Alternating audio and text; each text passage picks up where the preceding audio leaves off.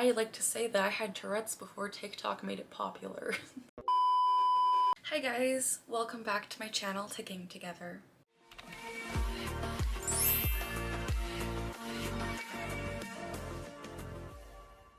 As always, the goal of this channel is to provide education about and to raise awareness as to what it's like living with Tourette syndrome.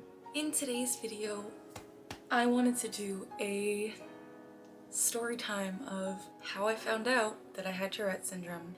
And I know I've done one of these videos in the past, but I wanted to do an updated version because I feel like my last one didn't do the whole scenario justice. So let's get into it. For those of you new here, my name is Carly. I am 23 years old and I was diagnosed with Tourette syndrome when I was 12. Hi. And it's been a super long journey of figuring out how to navigate the world of tics and how to basically just get by living with this neurological disorder. For those of you that don't know what Tourette syndrome is, like I just said, it's a neurological disorder. So it affects my brain and it causes me to make involuntary movements and sounds known as tics. So these weird things I'm doing with my hand right now, these are tics. Don't know what's going on here. Very unpredictable. I'm not wanting to do these, they're just happening. So how did I find out that I had Tourette syndrome? How was I diagnosed? All that jazz. Let's get into it. So a bit of a backstory. When I was around 10 years old, I started experiencing movements that I could not control. And that's the key word, I got rice, is that I literally could not control them. It started with really hard eye blinking and hard swallowing and a lot of stuff with my throat, a lot of stuff with my face. I was just constantly doing these weird twitchy movements that I didn't really understand why I was doing, but they were happening pretty much all the time. And I didn't even realize at first that I was doing these movements because they felt so natural and normal to me. Again, they were more subtle than this when I was younger, but just blinking really hard and rapidly, I didn't know that was a thing that I was doing until I was making a weird, cringy webcam vlog with my brother on my dad's old laptop, where I watched it back and I saw that I was doing these things that were not normal. I had never seen anyone else doing what I was doing, and the scariest part was that I just didn't know. I wasn't aware that I was doing these things because they were so involuntary. The blinking just felt like second nature to me. It was just something that I did repetitively without even noticing. It was just a part of me. And this is when it became kind of scary because I began to realize at around 10 years old that I didn't have control of my blinking or my swallowing. I would do things, I got rice, the communists are coming. I would do things that I just didn't want to be doing, but I was doing them anyway, and I could not stop it. It got to the point where my eyes were like so sore. Like I would be blinking constantly, really hard, really rapidly. It progressed into long, drawn out blinks, and my eyes were just constantly really dry, really sore. And at the time, I got rice. My parents and we didn't really know what was going on. It was so new to us. And so being that this was a while ago and we didn't really know much about Tourette syndrome, my parents decided to take me to the eye doctor to see if my tics were we didn't know they were tics, to see if my blinking was caused by like bad vision or something with my eyes that we weren't aware of. We went to the optometrist to see like, hey, what the heck is going on? I got rice. Hi. And I remember the eye doctor was a terrifying experience because they put you up to that like machine where your eyes go in there and you're just like looking and trying to like test the letters and stuff or whatever, I don't know.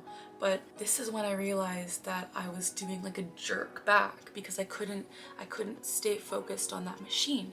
My eyes were blinking and I was doing great. I was doing a weird thing with my neck where I would go back and I was like, this is weird, why am I doing this? And after all that, the eye doctor visit, I had 20/20 vision at the time, not anymore, but they're like, yeah, no, this isn't vision impairment, this is fine.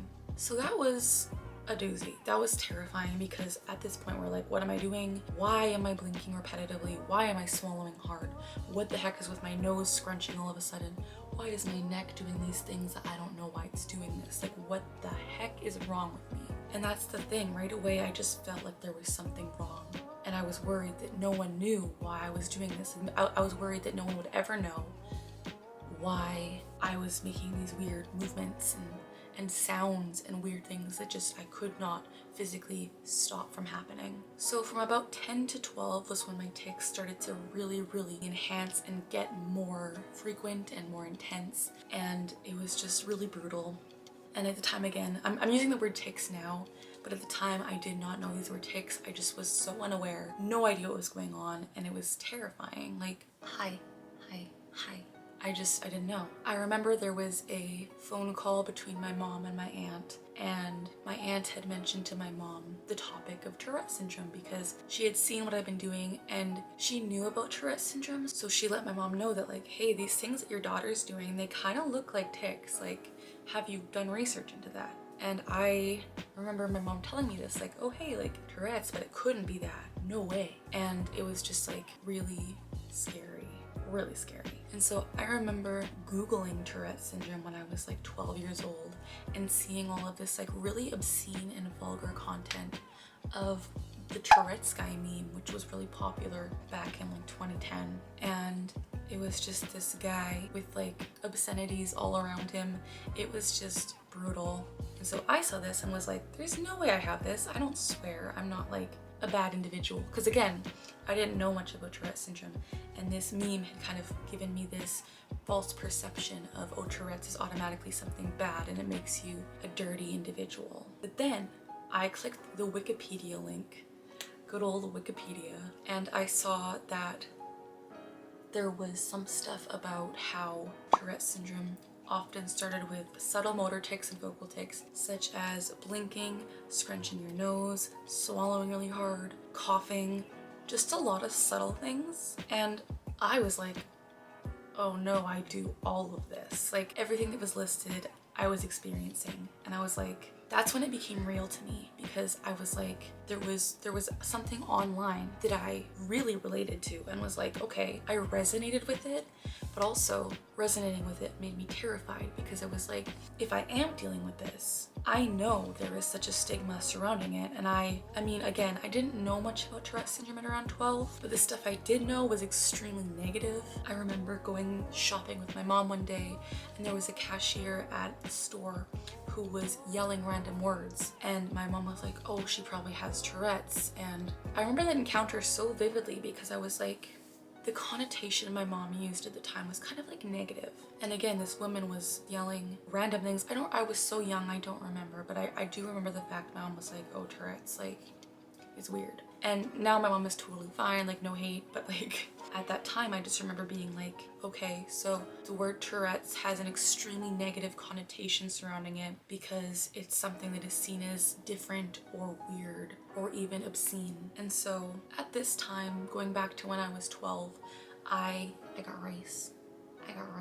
I started experiencing even more tics. So instead of just my face, I started having arm movements, shoulder movements, my stomach would clench, my legs would jerk, my feet would do weird things, and this all like really amplified within the span of a year. From about 11 to 12, I just started getting so many more tics and would develop so many new things and just feel so helpless. I think a key word that I wanted to address here in this story time is that being diagnosed with Tourette's syndrome or starting to develop tics can cause an individual to feel very helpless. It feels like a complete lack of control over your own body, because here I was at 12 not being able to control my blinking or being able to control my wrist flicking or my nose scrunching or whatever. And so that was really difficult, because being around 12, you're in the preteen years, you're trying to figure out like who you are, you're trying to make it in a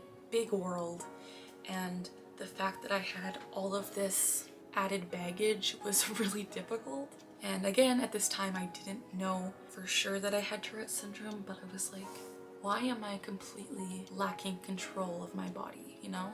It was really scary. So after the tics started getting pretty severe, I remember my mom took me to the pediatrician, because again, I was young.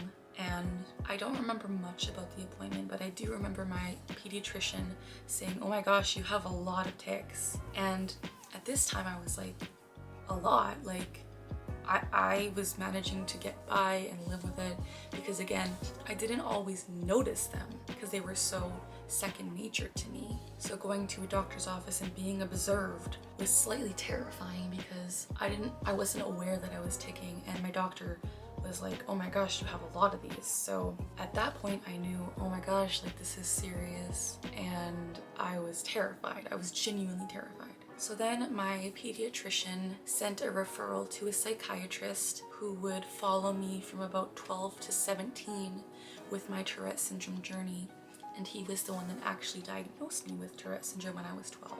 So I went to my psychiatrist for the first time when I was around 12 again. These years might be a little bit off because my memory is really awful, but I went to the psychiatrist and I was diagnosed with Tourette syndrome pretty much right away because I had been experiencing tics for the criteria that was kind of known about, where I had at least 2 motor tics and 1 vocal tic for over a year period. I'd been having them like pretty intense since around 10, but looking back and reflecting on my life, 20, I realized that I had tics as young as 3 years old. When I would go walk around the house with my mom, she would see me just kicking my feet together and doing weird things while I was walking and just not being like a normal 3-year-old. I feel like I've always been very different, and that's something that I feel like a lot of neurodivergent people feel as well.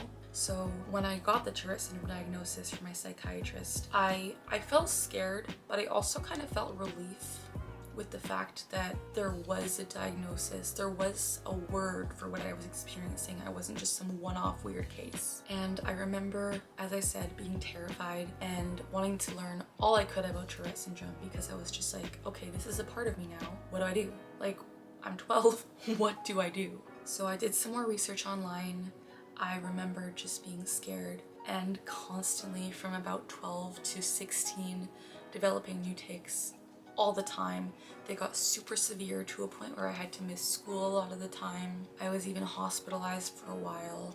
It was just a really scary journey. And so I found out I had Tourette's, and I was just like, I honestly felt at the time like I was given a weird death sentence because I was like, okay, I'm gonna have this for the span of my life, and I'm gonna have to learn how to live with not being able to control my body or my sounds. And I developed more vocal tics and stuff. I had a barking tic where I would bark like a lap dog, or I would really high pitch let out a scream, or I would just make these sounds that were so unnecessary but involuntary. And my family and I were like, what the heck am I doing? Like, I mean, we knew it was Tourette's now, but it was just like, how do we best support me? Like, how can I support myself, and how can my parents support me? Because Tourette syndrome wasn't super known. Like, I like to say that I had Tourette's before TikTok made it popular, which is cringy, but I just, like, in 2010, when I was diagnosed, even though that wasn't that long ago realistically, Tourette's syndrome wasn't super well known, it wasn't super popular, and it wasn't until I saw an individual on American Idol, James Durbin, with Tourette's syndrome that I truly felt like, okay, my disorder isn't some weird one-off thing. There's people that actually have it, you know? My older cousin also had Tourette's syndrome, but he was so much older than me. I wasn't super close to him because of the age gap. And so those were like the only 2 people in real life that I knew that also experienced Tourette's syndrome, my cousin and a singer from American Idol. And so I just felt very scared. But again, looking back at it now, I'm really proud of myself for the way that I dealt with it, because while it's true that it is terrifying to not have control of your body, I feel like the way that I was able to approach the situation mentally was pretty beneficial. However, I hid my diagnosis for about 10 years from everyone, which is something I really regret. It wasn't until this past December where I decided to kind of come forward with my diagnosis and tell people in my real life that I have Tourette syndrome, because I hid my tics for so long. I was really good at suppression, and I feel like that's not a great thing to be good at, but that's just kind of how I learned to live with it. I learned to hide. I went into this shell where I didn't want people to know because I was so aware of the stigma. Again, looking back at the story of like the woman in the store who was shouting weird things, or the Tourettes Guy meme that was so popular in the early 2010s, like those things made me feel terrified to be my real authentic self, because I was like, I don't want people to know. So finding out was really the process of just realizing I've had tics almost my whole life. I can remember them as young as 3 really, but from 10 to 12 they started getting really pronounced and prominent, and it was like they were taking over my whole life. I was unable to function as a normal 12-year-old because of all these things that were just involuntarily happening to me. And it was just awful because I remember at the beginning, everyone in my life, my parents, my brother, my aunts, my uncles, my family, my friends, they were telling me like, stop. Why can't you just stop? Stop.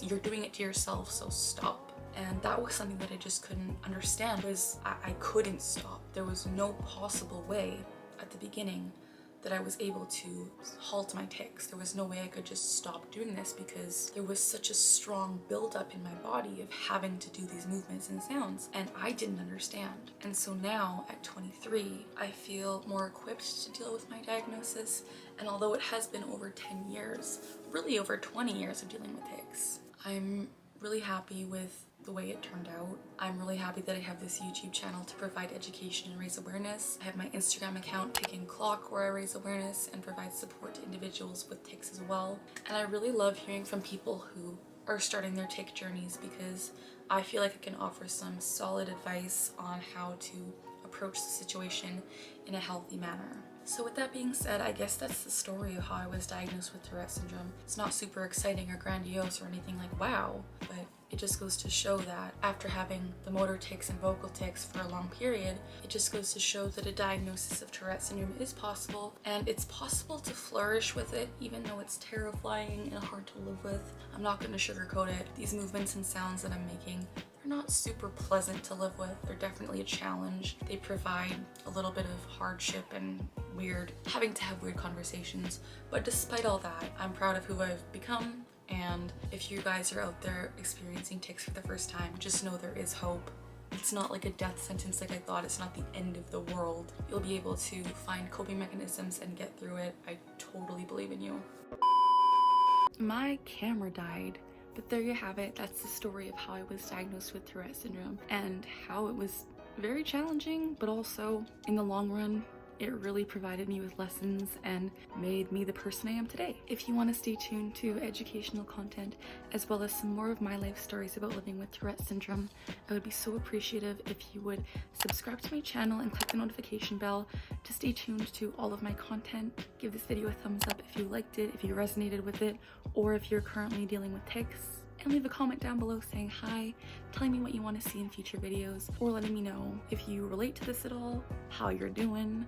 I just love hearing from you guys. As always, we're learning together, we're laughing together, and we're ticking together. Have a wonderful day.